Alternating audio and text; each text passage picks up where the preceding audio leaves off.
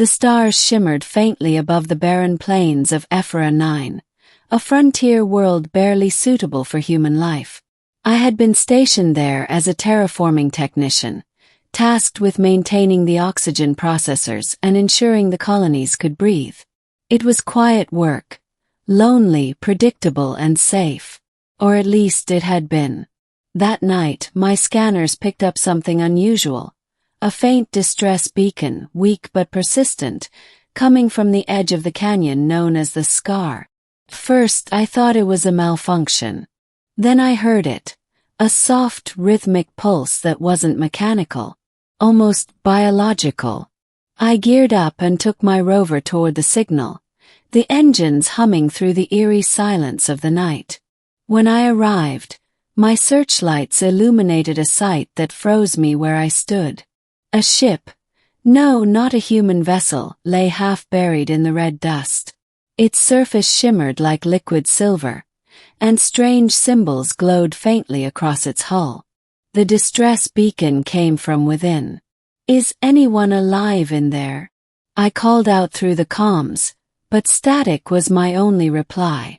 Then a sound, soft, pained breathing. I tore open part of the hull with my cutter and crawled inside. The air smelled faintly metallic. Lying against the wall was a woman. At least she looked mostly human. Her skin was a pale silver blue, glowing faintly, and her eyes were deep violet, reflecting light like a cat's. She was wounded. A jagged piece of metal had pierced her side. "Stay still," I said, kneeling beside her. "You're going to be okay." She looked at me, really looked at me, as though she recognized me. Her lips trembled. "Human," she whispered weakly. "You came." Froze. "You know about humans." She nodded faintly, eyes fluttering. "I've been searching for you." And then she passed out. Middle, the healing and the truth. I brought her back to the colony, sneaking her into my quarters. The commander wouldn't approve. We were forbidden from interacting with unknown species without clearance. But something inside me told me this was important. Over the next few days, I treated her wounds with our medgel. She healed quickly, unnaturally quickly, and each day she seemed stronger, more alert, more aware. When she finally woke fully, her first words were strange. "Where am I?" "Human outpost," I said. "You crash-landed near the canyon. You're safe now." She looked around my room, at the simple metal walls, the dim light, the little things I'd brought from Earth. A few books, a photo of the ocean, an old acoustic guitar. "I'm Lyra," she said after a pause. "Of the Syrian Dominion." I nodded, trying to hide my curiosity. The Syrenes were known only in fragments of interstellar rumor, an ancient, elusive civilization. No human had ever met one. "Lyra," I said. "I'm Erin." Her gaze softened when I said my name, as though it meant something to her. Then she asked, "Do you remember me?" I frowned. "I think I'd remember meeting someone like you." Her smile faded. "You wouldn't." "Not yet." She stood slowly, testing her balance. Even weak, she moved with the grace of a predator. Her armor shimmered faintly as it repaired itself, the silver weaving knitting back together. "You saved me," she said quietly. "And now I must ask something of you." I raised an eyebrow. "You're barely recovered. You should rest." Instead, she stepped closer.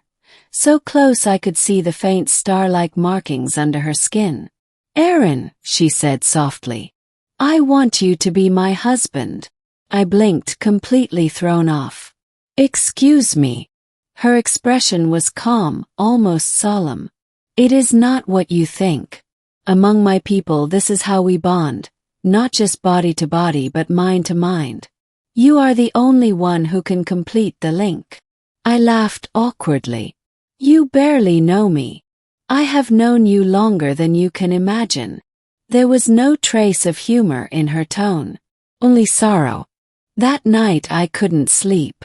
Her words echoed in my head. I have known you longer than you can imagine. The next day I asked her to explain. Lyra stood by the viewport, looking out at the crimson sky. Do you know why we Syrian are feared human? It is because we do not die easily.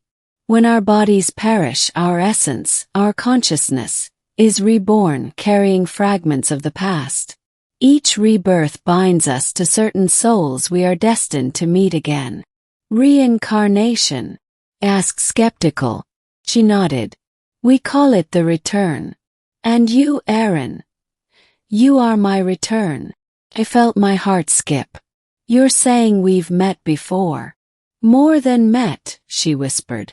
You were my husband once, before your world ever knew the stars. You died in my arms during the first human-Syrian war. I have searched across lifetimes to find you again. I wanted to dismiss it as madness, but there was something in her eyes, ancient grief, infinite patience, that made me doubt my disbelief.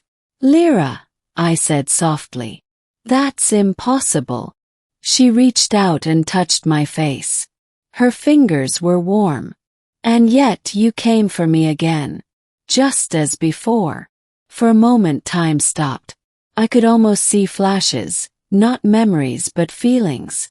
A hand reaching through flames. A promise whispered under alien skies. A farewell that never ended. The conflict, the choice. A week later, Command discovered her existence.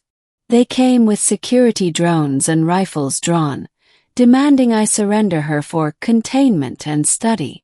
Lyra stood between me and them, eyes burning bright.